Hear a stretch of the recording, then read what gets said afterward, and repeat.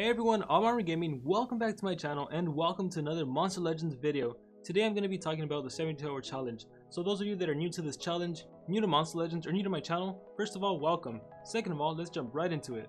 The way the 72-hour challenge event works is basically you have 72 hours to try to find all the monsters in the challenge. If you're able to find the monsters, they're yours to keep. If you're able to get all 3 of them, you can actually go into rank 2, get all the monsters again, and actually even go into rank 3. And the way you actually get monsters is by collecting challenge coins. And you get challenge coins by doing various activities such as breeding, collecting food, collecting gold, and winning player versus player battles. And once you have your challenge coins, you basically go into whatever monster you want to get, you click on enter, and then all the cards are going to shuffle around and you select the card you think the monster is under.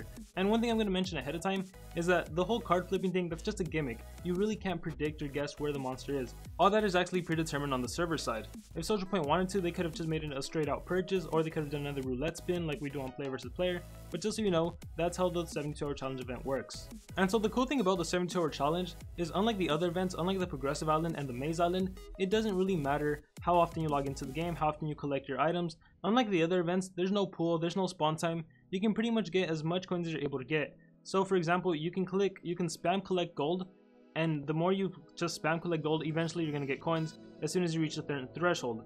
So I'm just going to keep spamming collect. You see I got 26 coins. Honestly, if I was to keep doing it, it would probably take a lot because I'm only getting 16 right there, 160 right here. Let me go spam collect somewhere else. You're going to see I got 1 coin right there. That was like the threshold for 1 coin. And sometimes you get like 1 coin, sometimes you get instruments of like a whole bundle of coins. So all you need to know is that all you have to do is spam. You can spam anything. If you want to, you can go over to breeding, you can spam panicans, and then you're going to get a lot of coins. And so that's pretty much the gist of the 72-hour challenge. What everyone wants to know is how to maximize the number of coins they can get. And to do this, we need to look at monsterwiki.com. And if you want to check out monsterwiki.com, there's a link in the description to this website. So basically what you need to know is this coin journey and exchange rate, which pretty much indicates how many coins you get depending on the activity you do. So the first thing you do is to look at what level you are in your account, and then you look at the corresponding row. To use myself as an example, I'm over level 100, so I would look at the very last row. And it says 90 to 90, but I'm pretty sure this is just 90 plus. So if you're level 90, you need to collect 93,458 gold just to get 1 coin. And you need to collect 620 food to get 1 coin, and so on and so on. And as you can see, this differs greatly depending what level you're on. For example, if you're level 25, you only need to collect 783 gold to get 1 coin, and you only need to collect 19 food in order to get 1 coin. And so this is actually the only event that is completely dependent on what level you're on. The Progressive Island and the Maze Island, it doesn't matter if you're level 20 or level 100. Every single player has the exact same opportunity to get every single monster. And so with that said, I want to jump into the mission summary table. The mission summary table basically tells you how many coins you need to get in order to collect every single monster. For example, you take a look at mission 1, let's say you're after Furhim. If you want to get Furhim, it's going to cost a minimum of 3,170 challenge coins. And let's say you get him at the very last card flip, that's going to cost a maximum of 8,085 coins. I went ahead and clicked on Furhim, and now you can actually see every single ward possible. You can get 15k food, 5 gems, 3 gems, 2 gems, 10 glitch cells. These are all the different wards you can actually get.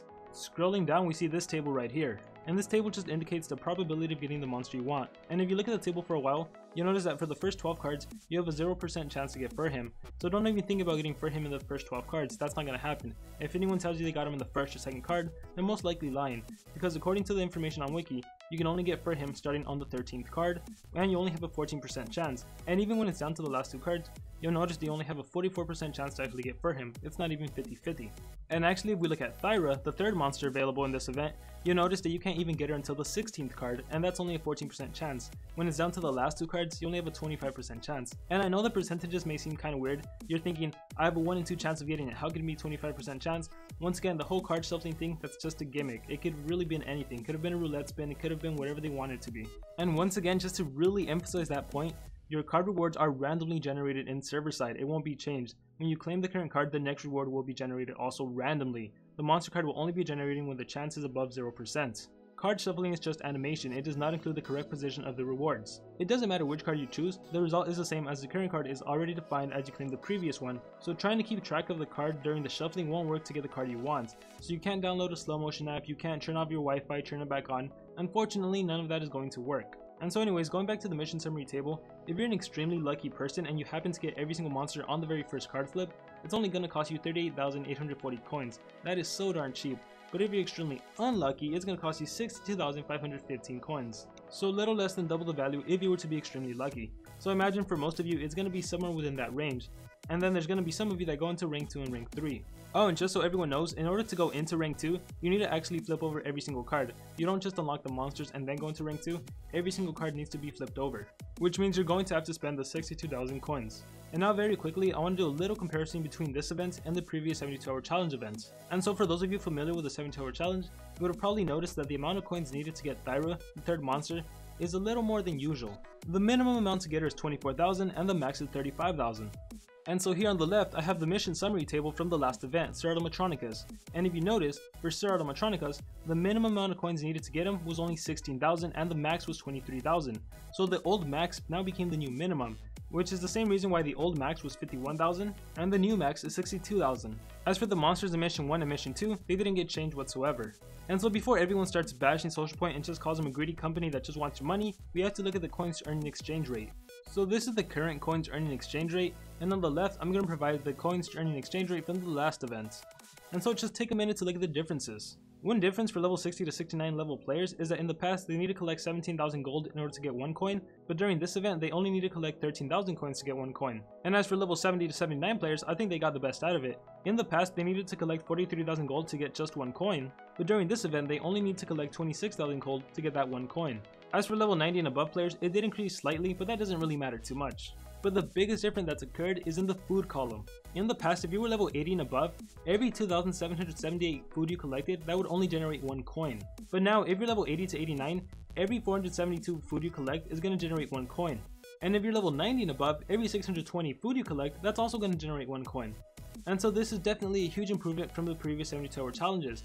In the past, high level players, if you were level 70 and above or 80 and above, you really had no chance of going into round 2, you barely even had a chance of getting all 3 monsters.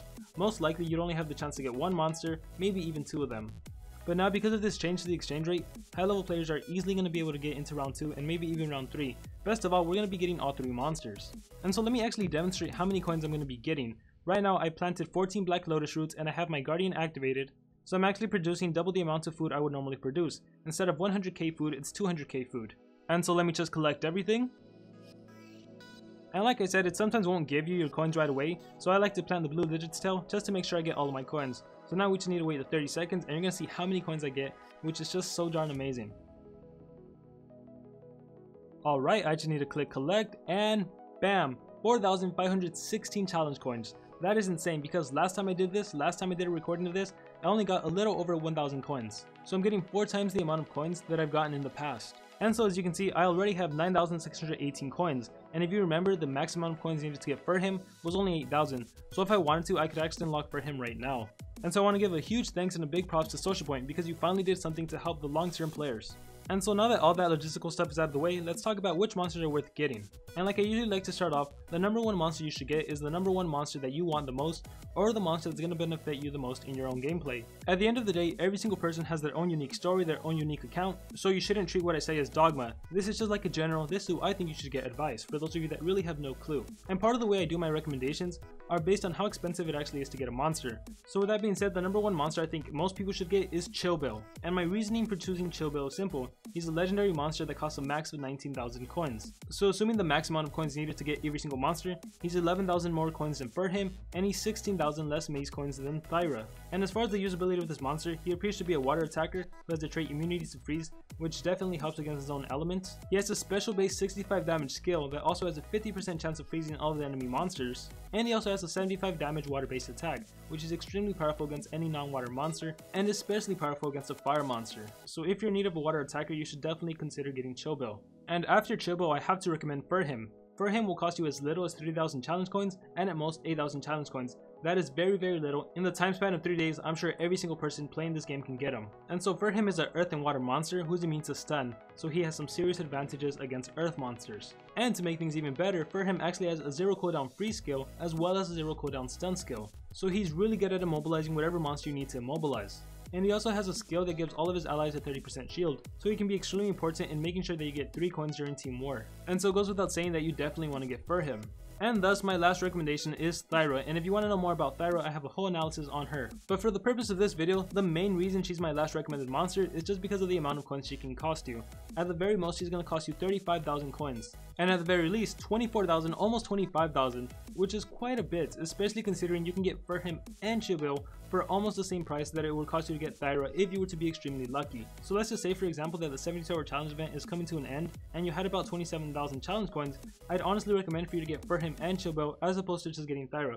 But once again, like I said, at the end of the day, it's completely up to you. You have your own unique choices, you have your own unique tastes, so get whatever monster you want to get. This is just my recommendation. And with that being said, that is going to conclude this video. Thank you for everyone who made it to the very end of the video. Once again, a big thanks to Social Point for finally changing the coins earning exchange rate. I am really looking forward to these next 3 days because I'm going to do my best to get 2 Furhims, 2 Chillbelts, and a Thyra. That way I can rank up my Chillbelt and Furhim and make them even more competitive. And so best of luck to everyone watching this video. Once again, thank you so much for making it to the very end of this video. Like always, remember to dream big and pursue your passions.